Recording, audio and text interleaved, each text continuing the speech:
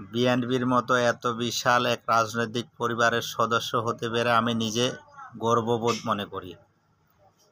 সেই সাথে এর আদর্শের কোনো পরিপন্থী কাজ আমাকে দিয়ে যেন না হয়, সদা আমি সচেষ্ট থাকি। বিধায় আমি আপনাদেরকেও আহ্বান জানাবো, একজন ন্যায় সুষ্ঠু কর্মী হওয়ার চেষ্টা করুন।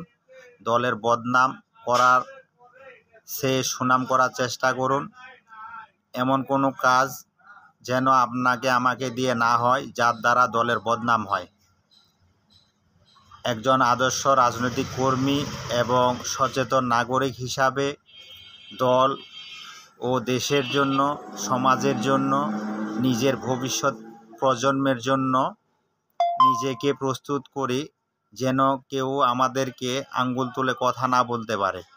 আর আমাদের দল যেন ভালোবাসায় সিক্ত হতে পারে দেশ ও জনগণ।